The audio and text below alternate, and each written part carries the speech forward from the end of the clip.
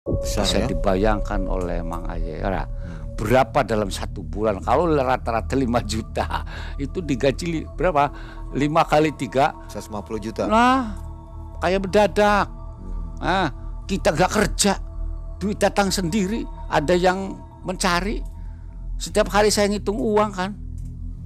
Oh, begitu Bajang datang, buka kopeti, dihitung duit oleh kita. Kan gak kerja. Nanti pura-pura dagang. Nah, untuk apa namanya menipu orangnya kan masyarakatnya istri saya yang dagang kan begitu. Kalau pagi saya bawa ke pasar. Mana pasar yang ramai? Pertama saya bawa di pasar. Nang, kamu diam di sini ya. Sok cari uang sebanyak-banyaknya. Nanti kalau sore menjelang maghrib segera kamu pulang. Mama mau pulang dulu. Setelah di tempat lokasi pasar tuh. Ditinggal ya? Ya saya tinggal. Ritual pesugihan bayi Bajang. Menikah dengan peri yang ternyata siluman ular sudah dialaminya. Itu terpaksa dilakukan demi mengatasi himpitan ekonomi yang melanda keluarga.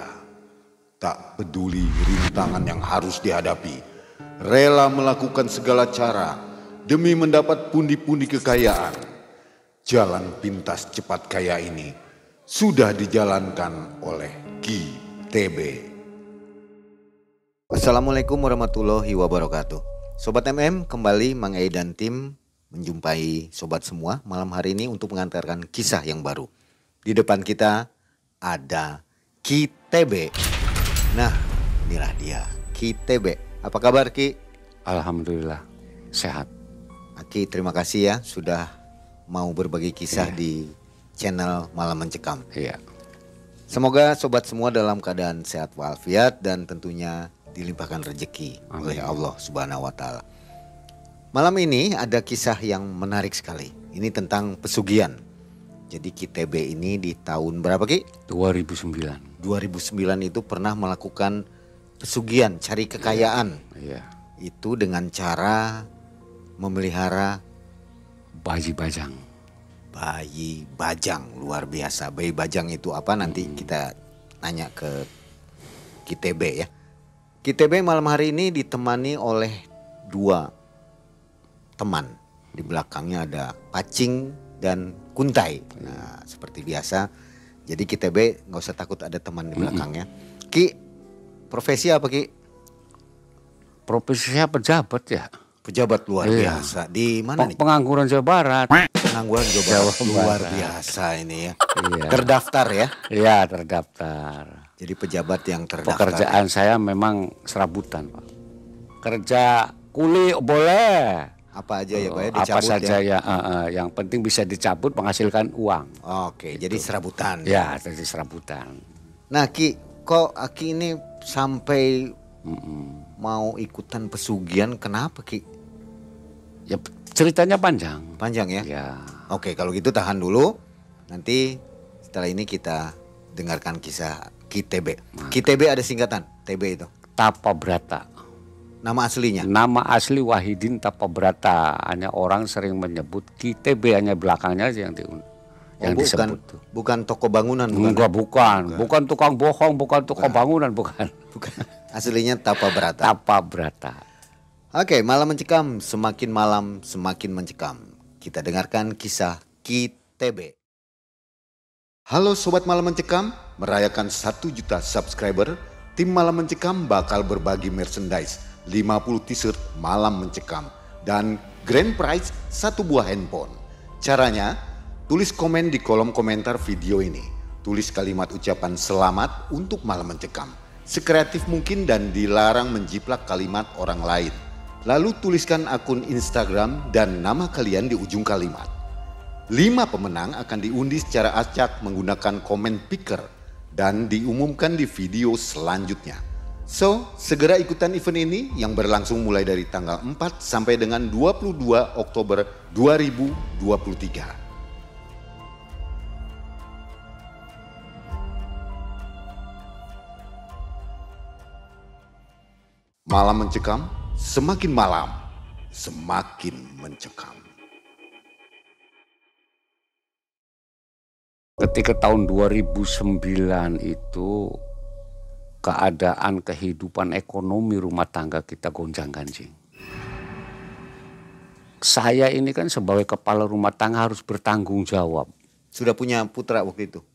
Putra itu sudah 4. Alhamdulillah anak-anak saya itu keluar SMA semua.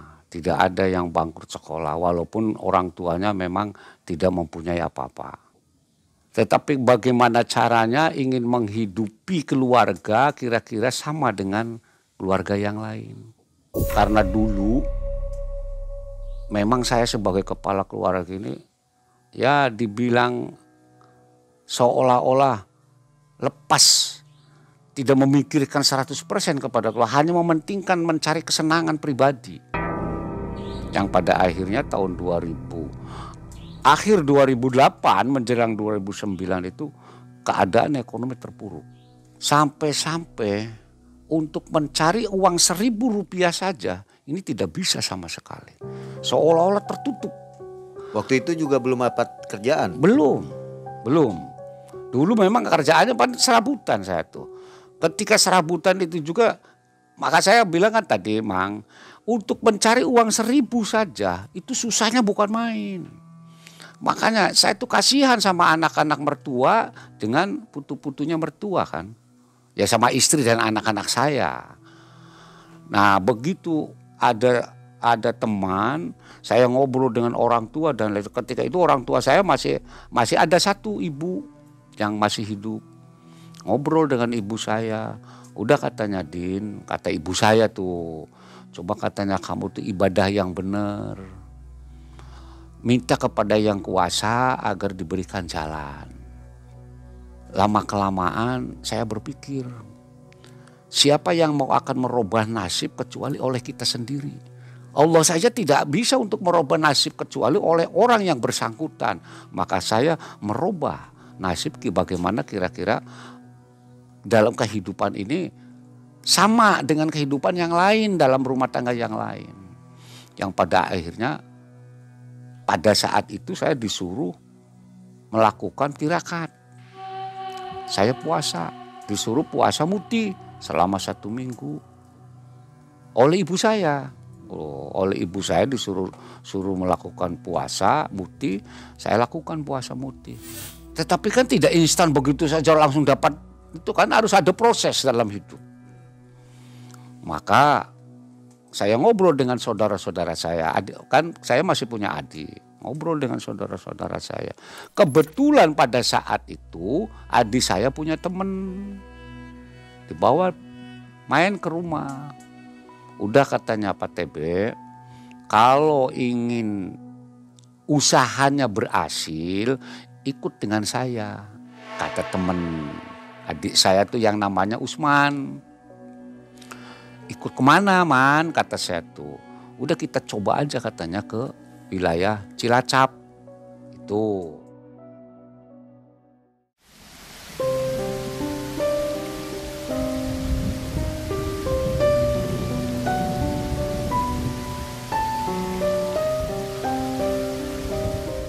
Terus di sana mau ngapain? Diceritakan oleh Usman, nanti di sana katanya tuh mau menikah dengan peri atau mau mengasuh anak bajang. Ada tumbalnya enggak kata saya? Enggak ada, cuman sistemnya kontrak di sana tuh. Ya udah, kalau begitu saya mau. Ada biayanya enggak Us? Kan saya tanya sama Usman tuh, ada katanya. Berapa sih? Udah katanya bawa aja 5 juta. Saya berpikir uang itu dari mana? Untuk makan saja susah, apalagi untuk biaya untuk beli sarana yang jumlahnya 5 juta. Saya berpikir, ke adik saya yang di Losarang. Saya pinjam motor. Saya ingat motor itu CS1. Saya tidak ngomong sama adik saya bahwa itu motor akan saya jual, enggak. Saya pinjam, saya motor jual. Saya bawa 5 juta tuh. Setelah hasil dari penjualan itu saya bawa 5 juta. Yang separuhnya saya berikan sama keluarga. Karena saya tinggal sih Karena makannya dari mana kalau tidak dikasihkan dari hasil penjualan motor. Jadi ini nggak tahu pemiliknya. Nggak tahu pemiliknya bahwa motor itu saya jual tuh. Itu kan karena berani saya menjual karena punya adik sendiri. Nah begitu selesai saya menjual motor, baru saya bilang sama adik saya, sudah jangan tanya motor itu sudah saya jual. Itu, jadi motor baru dijual saya baru ngomong. Kalau tidak saya ngomong terang-terangan itu nggak mungkin akan dikasih. Motor udah dijual nggak marah, cuman hanya nyengir aja. Saya ceritakan hasil perjalanan saya pada saat diajak oleh Usman. Saya dibawa ke sana, ditemukan di wilayah Cilacap itu saya ditemukan dengan Kuncen. Ngobrol-ngobrol dengan Kuncen, ya udah katanya Pak TB itu maunya berapa tahun? Saya hanya 2 tahun. Insya Allah kalau 2 tahun akan saya kembalikan. Ya udah katanya, ini persyaratannya harus membeli sarana dan prasarana. Apa-apa kata saya itu sejumlah uang 4,5 juta. Pertama itu beli sarana kembang setaman, terus juada pasar, itu beli jenis pisang 7 macam pisang. Terus yang paling mahal itu minyak poni basalwa yang 9 jarum. Itu harganya 3,5 juta tuh. Setelah persyaratan sudah komplit, saya diajak ke gua namanya gua di Cilacap tuh. Saya masuk ke dalam gua, diantar oleh Kuncen pada itu. Masuk gua itu kan boro-boro melihat telapak tangan nih. Nggak bisa melihat, gelapnya bukan main. Kok kita bisa bayangkan makanya. Di dalam gua, dari langit-langit gua itu air menetes terus. Saya duduk di atas batu ukuran 1 meter. Di bawahnya bergenang air. Masuk itu kalau tidak salah sekitar jam 4. Jam 4 sore baru masuk. Orang tidak mungkin kalau tidak ada niat yang bulat, yang tekad, itu mungkin akan pingsan di sana. Karena apa? Entah itu malam atau siangnya kan sama, di dalam gua kan tidak tahu. Sebab gelap. Tidak tahu apa ini siang atau malamnya kan nggak tahu. Tapi saya karena tekad ingin bagaimana caranya bisa kehidupan rumah tangga terangkat. Pada saat itu makanya saya tekad. Duduk sambil perut kosong, makanya bayangkan lihat gelap gulita, banyak suara-suara yang aneh pada saat itu. Duduk sendirian, gak ada teman. Mending lah mau ditemani oleh cewek cantik kan. Tapi ini saya duduk sendirian di tempat yang gelap. Dengan air yang dari langit-langit gue itu menetes terus. Nah entah jam berapanya saya didatangin oleh Raja Bajang. Pada saat itu kan saya nggak tahu bahwa itu Raja Bajang. Orangnya tinggi besar, berbulu ini. Tapi bulunya nggak seperti bulu tebal kayak genderuwo itu, bukan. Tapi hanya berbulu merah badannya tuh. Sama ininya lancip. Kepala tuh. Telinganya seperti telinga serigala. Kayak alain lah. Terus hidungnya masuk pesek hidung tuh. Yang anehnya mulutnya itu malang begini. Aneh tuh. Mata seperti Dajjal di tengah, satu merah lah.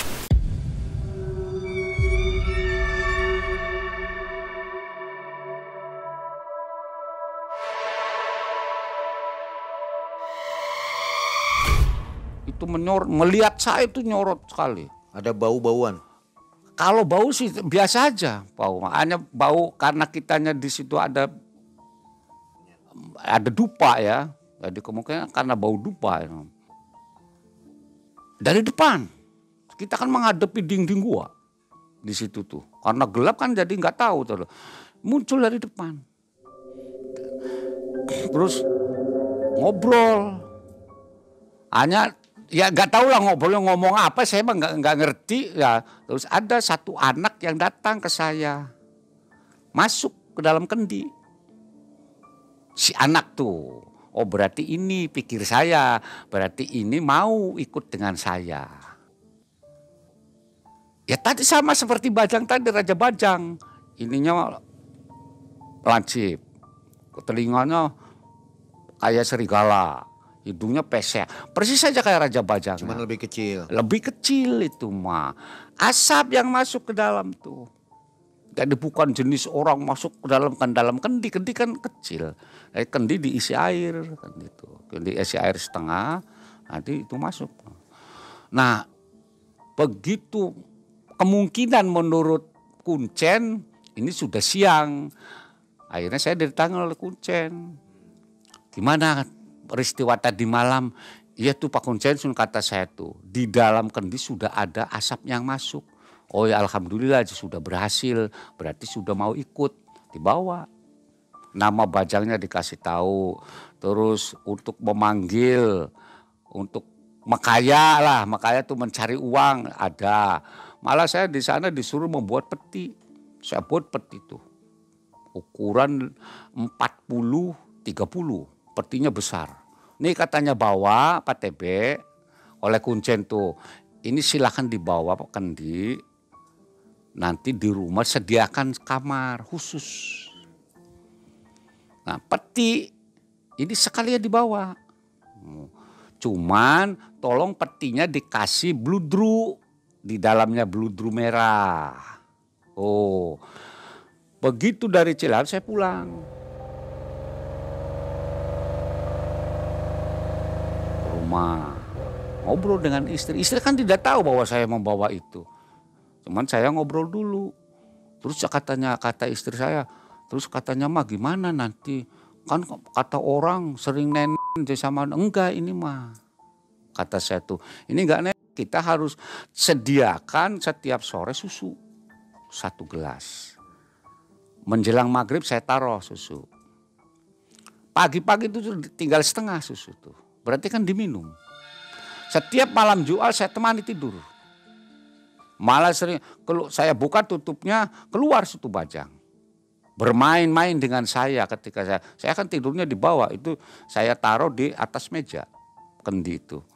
Sampai-sampai ngomong nang, kalau ngomong Jawa nih nang, tulung ganang bantuin mama, makaya hasil sukiki sing bener. Oh, jadi kalau kata bahasa anunya mah, nang kamu tuh tolonglah besok mah cari uang yang bener.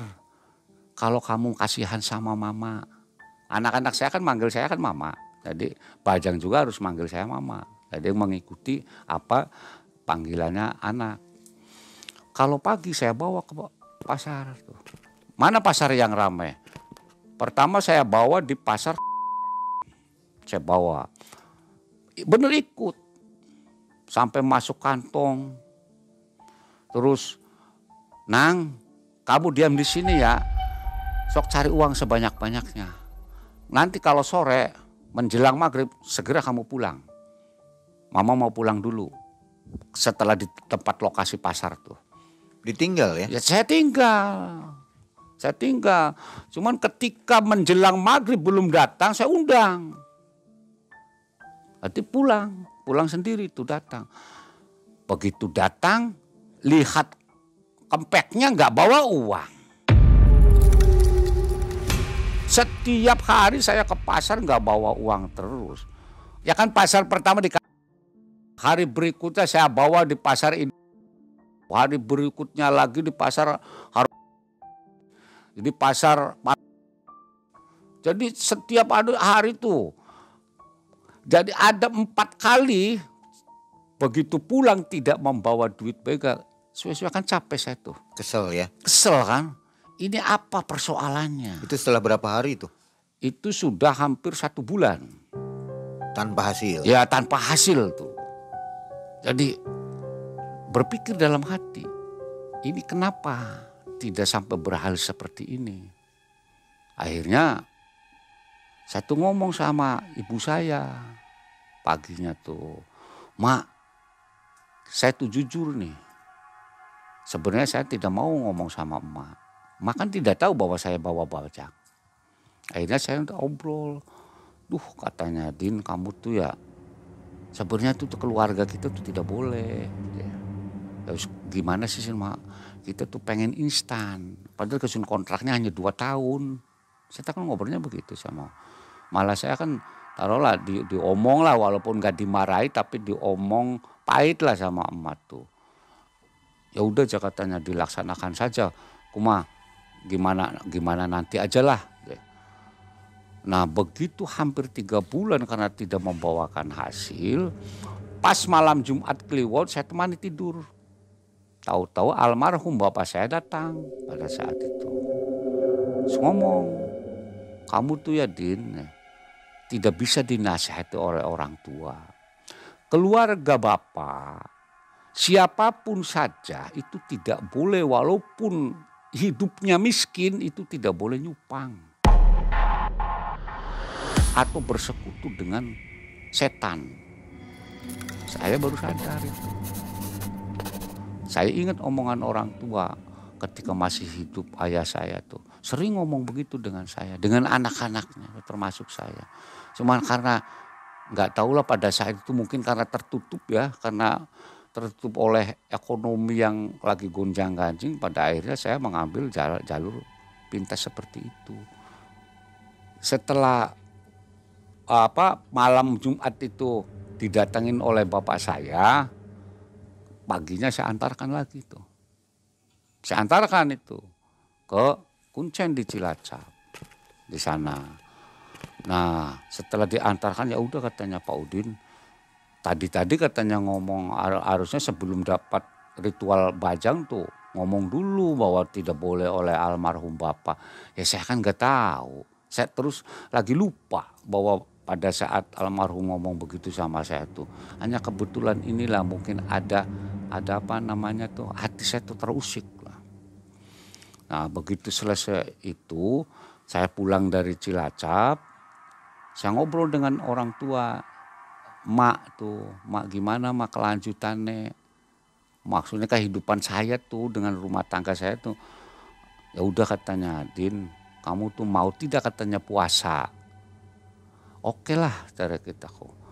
Kata saya tuh begitu, oke saya akan jalani puasa. Saya jalani puasa. Pada saat itu harus muti lagi saya tuh, puasa muti lagi.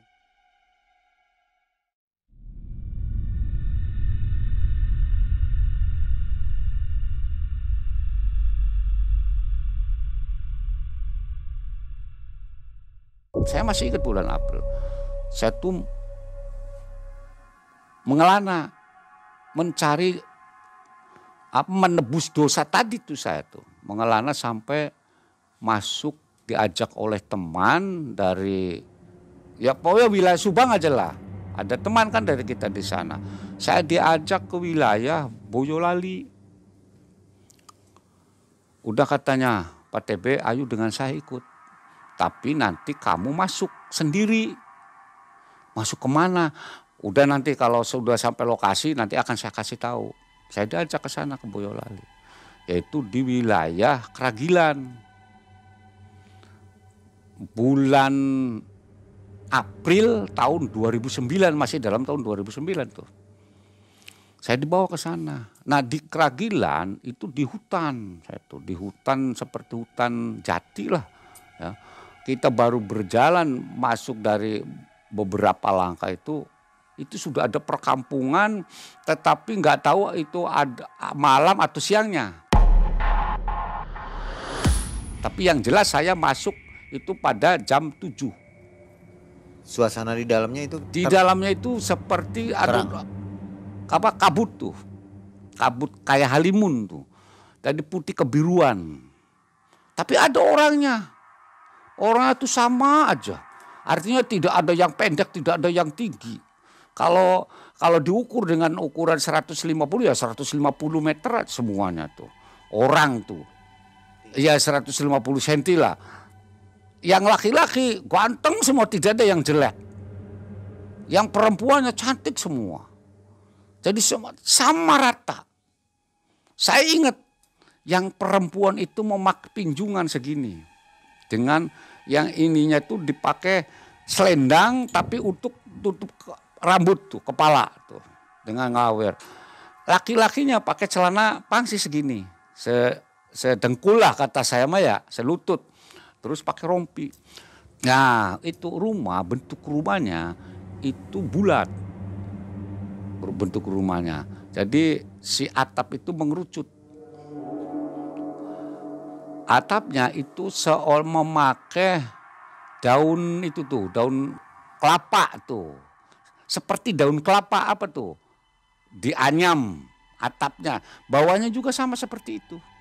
Terus jalan tidak ada yang namanya sampah tuh. Bersih. Pokoknya mulus lah si jalan tuh. Gak ada sampah satu pun, atau sampah plastik atau sampah daun dan enggak ada. Orangnya bersih semua, putih semua. Kita juga heran, ini saya tuh masuk wilayah mana? Ngobrol dengan kepala suku saya tuh. Saya diantar oleh seseorang menghadap kubu lah kalau di sini mah ya. Ngobrol saya kan nggak tahu ngobrol apa. Orang kita mah manusia biasa kan, yang tidak berdaya, tapi itu kan orang yang mungkin ya orang yang sakti dan lain sebagainya ngobrol. Nah, oleh orang itu saya dikasih air, dikasih minum saya tuh. Nih katanya disodorkan mungkin nih katanya minum. Hanya seceloki tanah tuh, kayak cangkir dari Cina tuh yang kecil tuh. Saya minum seteguk, hanya setegukan. Begitu diminum ngerti saya bahasa. Oh, jadi orang ini tuh ngomong dengan saya. Saya tuh ditanya, kalau ditanya kamu tuh dari mana? Namanya siapa? Keturunan siapa? Oh, saya ceritakan, saya keturunan ini. Ngerti beliau tuh. Diberikan wejangan saya tuh. Jangan nasihat dan lain sebagainya lah, ada sesuatu yang prinsip lah antara kita dengan itu, nggak mungkin kan kita saya suruh pulang. Pemikiran saya kan mungkin hanya 1 jam saya ngobrol, tetapi begitu keluar dari pintu tadi saya masuk itu sudah siang. Saya lihat jam 8 pagi. Nggak terasa ada pembatas? Nggak ada sama sekali. Angin atau tembok gitu? Nggak ada tembok. Ya kalau angin sih tetap ada. Tetap kalau angin mah. So, karena alami. Sebab yang namanya di hutan sih gimana. Cuman perasaan saya masuk tuh tidak di hutan. Masuk tuh di perkampungan. Pada saat itu tuh. Itu tuh makanya saya heran. Sampai ketemu dengan orang itu saya diberikan satu wejangan, akhirnya saya berpikir sadar, oh iya, berarti kita tuh harus kembali. Artinya kembali apa? Kembali harus beribadah meminta kepada yang satu. Jadi bukan meminta kepada setan. Setelah keluar dari kampung Buren, saya akan ngobrol lagi dengan teman saya itu.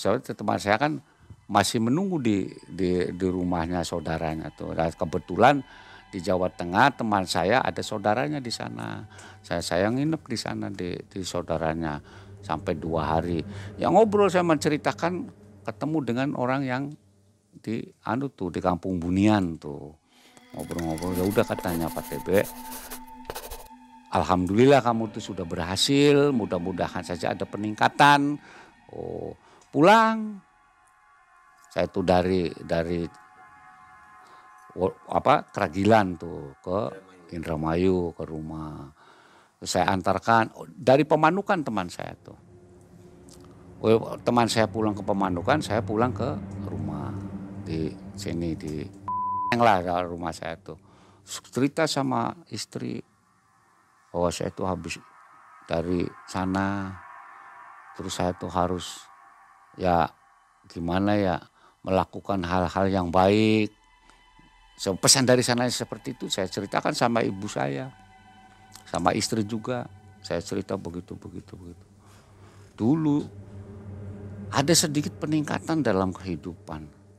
Jadi apa ya? Seolah-olah tuh ada yang menuntun saya tuh setelah pulang dari situ. Tapi ibadah masih tetap dilakukan. Lama kelamaan kehidupan rada meningkat. Artinya istri yang jualan itu laku.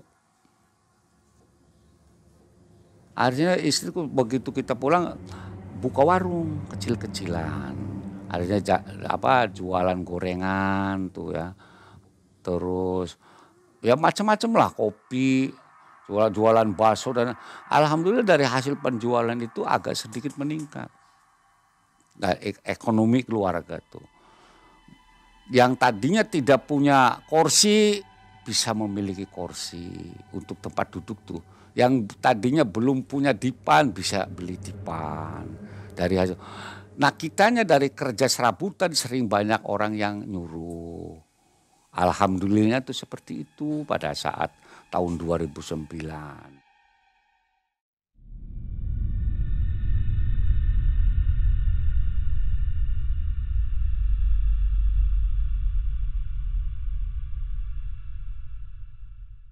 Nah, sesuatu hari saya tuh didatangi oleh teman saya yang dari wilayah Tugu.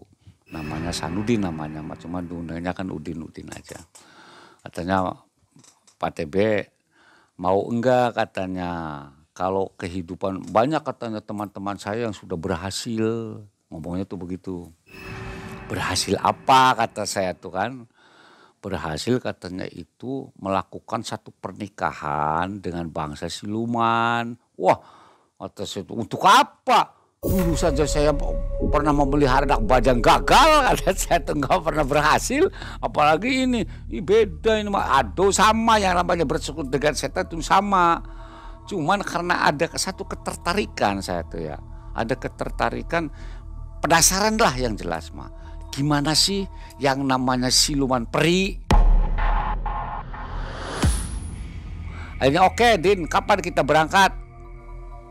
Satu hari berangkat. Dengan Udin naik motor ke sana ke kaki Gunung Tampomas di Sumedang. Sampai sana itu diperkirakan menjelang asar lah.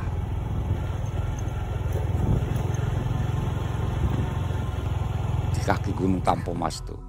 Sama di sana juga nemonin kunci dan lain sebagainya, ngobrol dengan kunci. Ya udah katanya, kalau kamu ingin masuk lihat dulu katanya. Tapi Ki, saya tuh panggilnya Ki di sana. Kalau ngomongnya sih bahasa Indonesia, di sana kan ngomongnya Sunda. Tapi Ki, saya tuh ingin lihat dulu orangnya, ingin milih siapa sih, cantik enggak, kata saya tuh. Padahal dalam hati saya tuh menolak benar, hanya ingin tahu saja, ingin tahu, kepenasaran saya supaya hilang. Diantar oleh Ki, diperlihatkan itu gambar tuh. Nih katanya perempuannya. Emang bener ada 10 perempuan yang diperlihatkan ke saya. Cantik-cantik memang, tidak ada yang jelek. Gimana, dilihatkan gambar atau? Gambarnya yang dilihat tuh seperti gambar foto lah. Fotonya? Ya, fotonya tuh yang ditempelkan di dinding foto tuh. Tuh katanya gambarnya. Milih mana? Saya pilih nomor 5 pada saat itu. Karena kelihatan lebih cantik dari yang lain. Tuh Ki, saya pilih nomor 5. Dibawa saya tuh ke ruangan khusus oleh Aki. Ini foto, namanya disebut. Ini namanya Arum. Namanya tuh. Ingin tahu wujud aslinya, itu ularnya besar segede betis. Nah, kalau nggak, aduh ngeri. Memang itu siluman ular, namanya peri. Terus caranya gimana Ki? Kamu katanya nanti buat satu kamar, harus membeli kelambu baru, kasur baru, kelasa baru. Kapan? Setiap malam Selasa Kliwon. Bukan Jumat Kliwon. Malam Selasa Kliwon, kamu tuh harus di kamar sendiri. Jadi menyediakan, ditaburi bunga, mawar dan melati di kasurnya tuh. Tetapi ya spraynya harus putih. Kata Kaki pada saat itu. Jadi ada beberapa syarat yang harus saya lakukan pada saat. Oke Ki, kalau begitu mah nanti saya akan ngobrol dulu dengan istri saya. Ngomongnya tuh saya tuh, kalau ACC istri saya, nanti saya pulang lagi ke sini. Paginya tuh saya pulang. Sampai nginep 1 malam di sana tuh.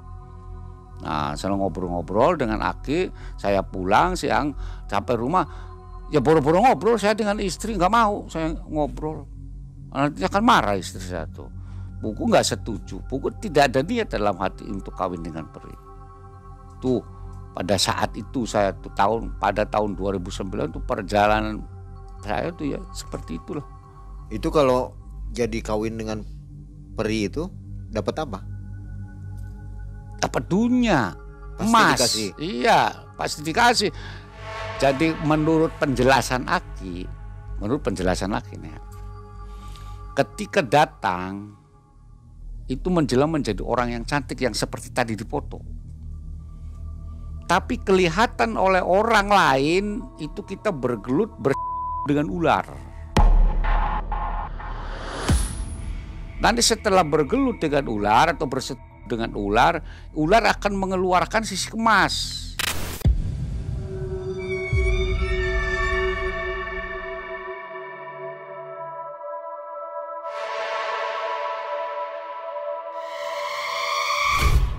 Yang keluar tuh, itu penjelasan si Aki pada saat itu. Jadi emas itulah nanti yang akan menjadi kekayaan kita dari hasil perkawinan. Sama itu juga kontrak. Berapa tahun kita kontraknya? Nggak ada tumbal? Ada kalau itu mah tumbalnya. Begitu nanti kontrak misalnya ke 2 tahun, kita kontraknya 2 tahun. Saya khawatirnya ketika punya anak, ini saya harus dibawa ke sana untuk memelihara anak saya. Kalau peri tuh. Misalnya kita bersetuju dengan terus hamil, punya anak, berarti kan anak saya.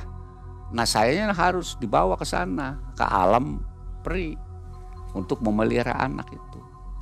Anak saya. Oh, makanya saya tidak mau. Jadi meninggal di dunia ya? Meninggal. Jadi kita mah di alam sini tuh meninggal, tetapi kemungkinan kita arwahnya dibawa ke alam peri. Itu yang di Sumedang. Tuh. Ada bukti yang berhasil? Ngomongnya sih kata teman saya mah ada, katanya banyak yang sudah berhasil begitu tuh. Ya, tapi kan tidak tahu, saya mah tidak mau menilai. Tadi saya ngomong, kepenasaran saya ingin mengetahui sejauh mana ketika saya nanti dengan peri. Hanya itu, padahal niat sih nggak ada sama sekali. Hanya niatnya ingin tahu yang jelas. Ternyata pesugihan itu ternyata pesugihan memang ada. Jadi untuk menghilangkan kepenasaran saya bahwa kawin dengan peri itu seperti itu. Oh begitu kata saya tuh. Padahal kan saya kan nggak mau seperti itu. Untung saja pada saat itu saya jarang makan, sering melakukan tirakat lah. Artinya puasa tuh sering dijalani oleh saya tuh. Nah, begitu pulang dari sana terus ngobrol, ya tetap kita masih menjalankan puasa, masih mengelana kemana-mana. Jadi kembali ke Bajang nih. Iya. Jadi si Bajang ini nggak berhasil, kenapa? Malas atau kenapa? Kalau kata bahasa saya mah diipat-ipat apa sih? Garis. Sudah diberikan satu peringatan lah oleh orang tua saya. Jangan, walaupun memang kamu miskin hidupnya, jangan bersekutu dengan setan. Kan begitu. Jadi bukan karena Bajang ini malas ya? Bukan karena malas, tapi kemungkinan karena dihalangi oleh orang tua saya tidak ridho anaknya bersekutu dengan setan, makanya usahanya tuh. Kalau yang berhasil seperti apa? Saya tanya yang berhasil, si Bajang itu kan di badannya pakai semacam oto tuh. Baju. Yang kantong kayak Doraemon tuh. Ya, wearpack ya. Ya, kan di depannya ada kantongnya, kantong yang lebar tuh. Uangnya itu kan dimasukkan ke situ. Jadi ketika sudah bekerja di pasar, ngambilin uang, ini kata yang sudah berhasil nih. Itu katanya harusnya di dalam kantong itu isinya 100 ribuan dan 50 ribuan, tidak ada yang 20 ribu dan 10 ribu. Tidak sama dengan seperti tuyul. Kalau tuyul kan ngambilnya 10.000, 20.000. Kalau bajang itu 50 dan 100.000. Kalau sampean berhasil mah. Bisa jutaan sehari. Satu hari itu bisa mencapai 5 juta sampai 10 juta. Ngomong yang sudah berhasil itu begitu. Yang bisa yang memelihara bajang yang sudah berhasil.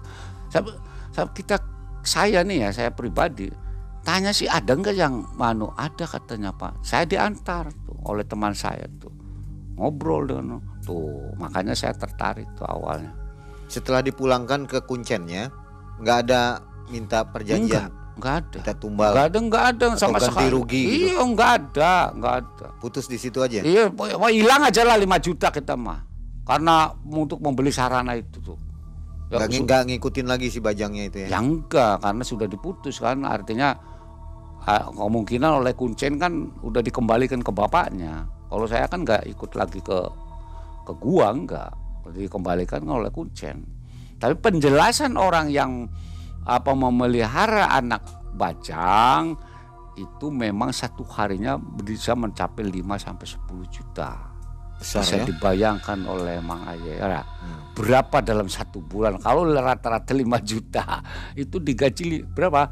5 kali 3 150 juta. Nah, kecuali hari libur. Kecuali hari libur, kan hari Jumat liburnya tuh. Oh, ada libur ya? Iya, hari Jumat libur, nggak boleh. 20 hari kerja. Ya, itu sudah dihitung berapa jumlahnya satu bulan. Kayak mendadak. Kita nggak kerja, duit datang sendiri. Ada yang mencari. Setiap hari saya ngitung uang kan. Oh, begitu bajang datang, buka kopeti, dihitung duit oleh kita. Kan nggak kerja. Nanti pura-pura dagang. Nah, untuk menipu orangnya kan masyarakatnya istri saya yang dagang kan begitu. Kita kan nggak capek. Kalau berhasil, harapan saya juga tadinya ingin berhasil loh, hanya kontrak 2 tahun.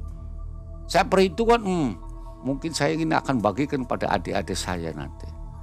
Sebab uang itu bukan untuk kita sendiri nanti. Ada berapa nanti dari 2 tahun.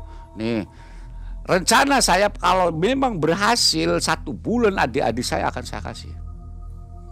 Nih, bagian kamu, nih bagian kamu. Adik saya kan ada 4. Misalnya dalam 150 dalam 1 bulan ya. Saya kasihkan aja 10 jutaan untuk adik-adik saya 1 bulannya. Orang kita digaji 150, minimal 100 juta lah 1 bulan.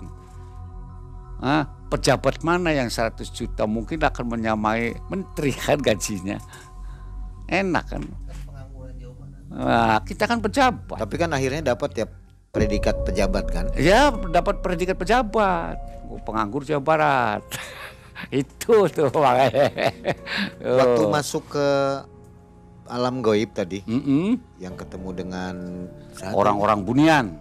Orang-orang bunian. Iya. Ada bocoran nggak sedikit ngomongnya petunjuk apa gitu sehingga berubah?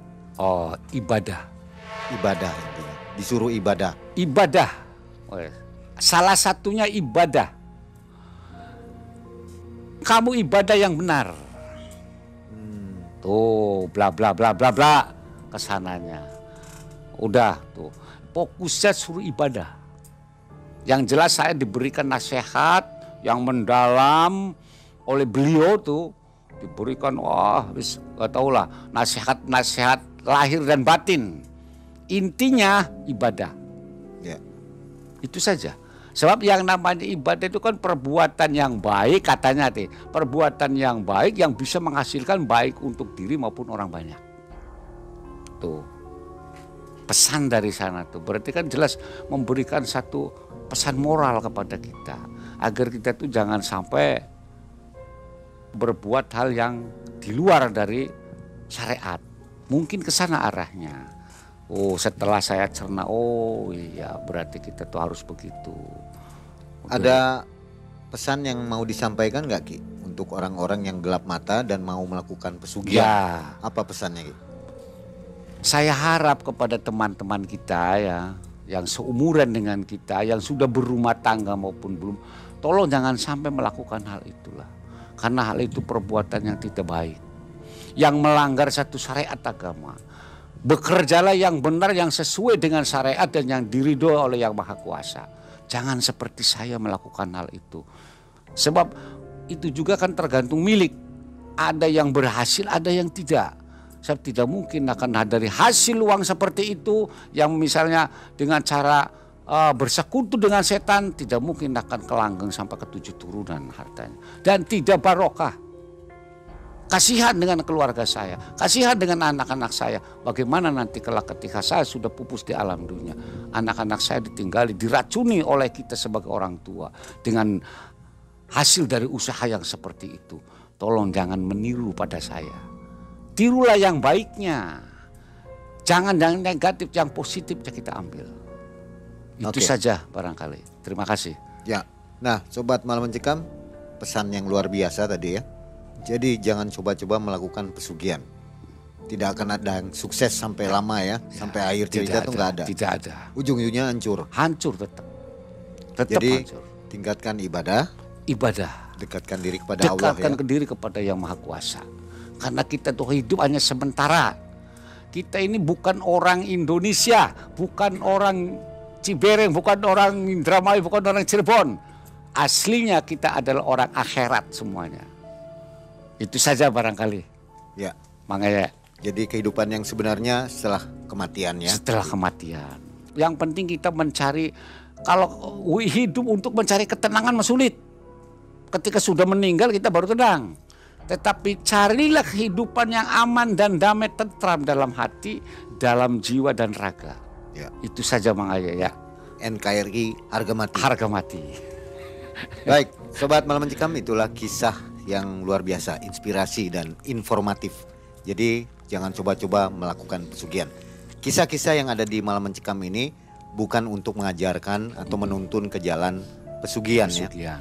Jadi yang jeleknya dibuang, ambil yang baiknya. Dan tingkatkan keimanan kita kepada Allah Subhanahu wa Ta'ala. Terima kasih Ki TB. Ya, siap. Kita tunggu kisah yang lainnya. Siap. Silakan untuk sobat yang suka dengan kisah dari Ki TB, komentar di bawah. Ya. Dari Losarang, Indramayu, akhirnya Mang Ei undur diri. Terima kasih. Assalamualaikum warahmatullahi wabarakatuh.